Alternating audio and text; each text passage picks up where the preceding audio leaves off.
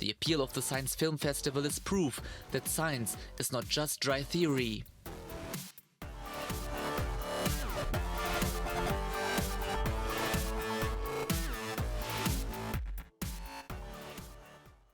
Children must be taught how to think, not what to think, and if they have to think science, then they have to be socialized in that direction. That is exactly what Gichuki is doing here at the Discovery Center in Nairobi.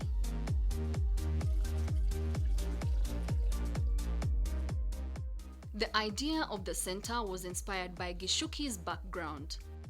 I'm a science enthusiast, science and technology enthusiast. And coming from an engineering background, I took note that most of our children either hated sciences at some point or developed negative attitude towards sciences. And all that meant is that they'll take careers that are not in sciences. They'll take art careers. But some of these children are actually science students, only that they developed a negative attitude the way the science was introduced. So, I started looking, how do other countries do it? And other countries have science centers. And I told myself, maybe one day this is something that we can possibly do for our country. We need to stir innovation. We need to keep children glued, fascinated, wowed by how things work. And they need to be not only users, but producers. We want our children to be producers, not consumers. We want them to produce. We want to see more made in Kenya. And that's what drove me to starting this. The center is divided into two folds. This is to ensure that the needs of each child is taken care of irrespective of their age. The Discovery Center is twofold. We have the Science Center and we have the Coding Club. The Coding Club is where, we teach children computer programming. Why did we couple the two?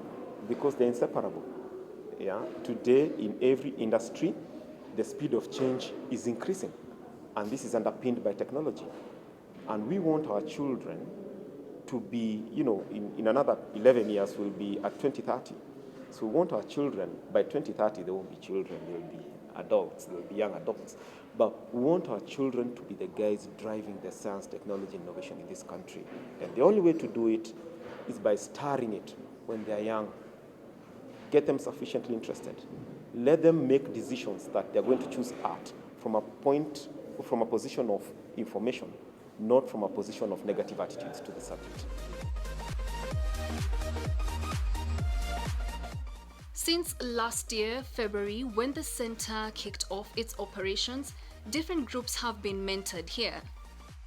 The schools we are in, they are telling us that they are having more interest in science, and they're more interest in science and, inadvertently in mathematics. And that is good, because that's what we want for Vision 2030, science, technology, innovation. That is what we want. So, schools are improving, because what we know is that if a child has an interest in a subject, they'll put effort in the subject. They put effort in the subject, performance follows effort. Effort follows interest. The need to impact positively the lives of these children is what has kept the team in this center going. In our own little way, just like Wangari Maathai said, be the hummingbird that takes the water to put out the fire in the forest, and people will follow you. That's what we are doing here.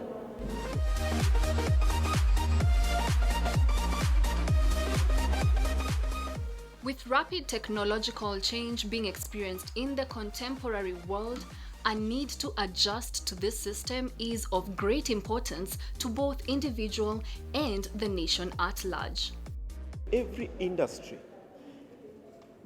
is undergoing change, and the speed of change is very high. And this change is underpinned by technology. What do I say about that? We wake up every day, we see it's the same Thika Road, it's the same Mombasa Road, it's the same Jogoo Road.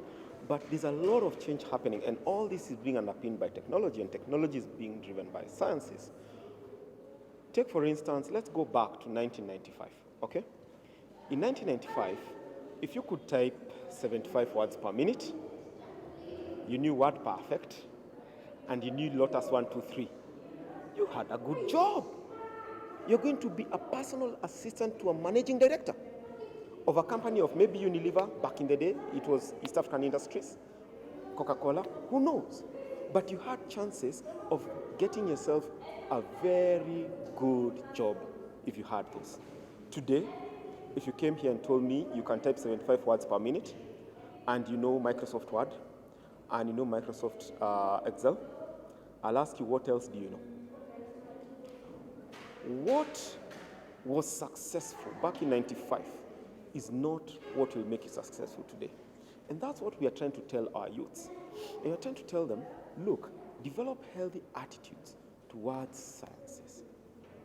Because that's where the opportunities are going to be.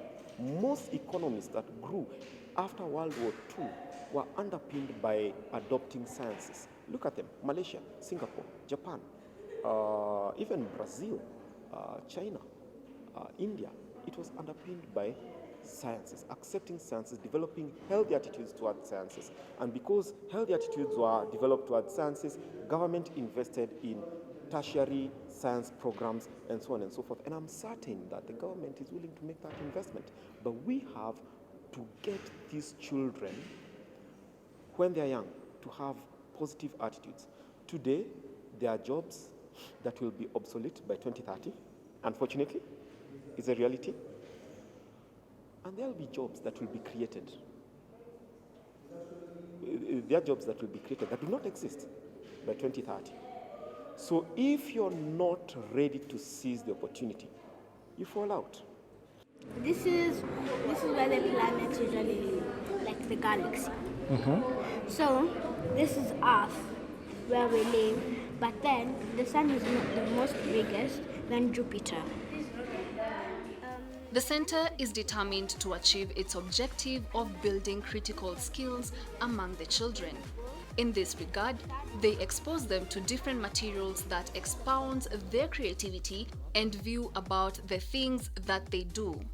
This way, they can mix science and art. When you look at science and art, and there are, people from different schools of thought. But when you look at science and art, they really exist. They do not exist in mutual exclusivity. They exist together. They coexist. Science and art coexist. Case in point, if you design a good system, for it to sell, it has to be aesthetically appealing. Okay?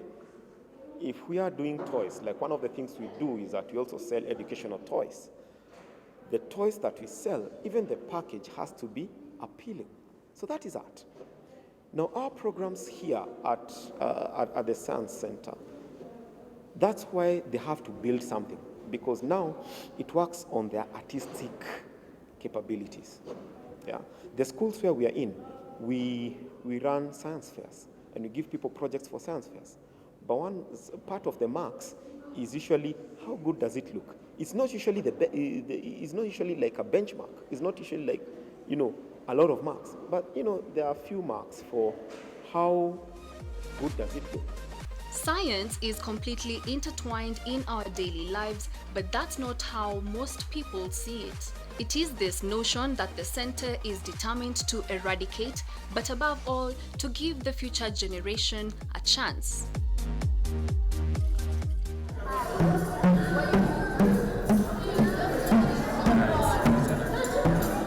Opportunity and preparedness propels you to greatness. That's what we want for each of our children. So if our children have healthy attitudes towards sciences, chances are they'll be able to take the opportunities that will be presented towards them. In a global knowledge society,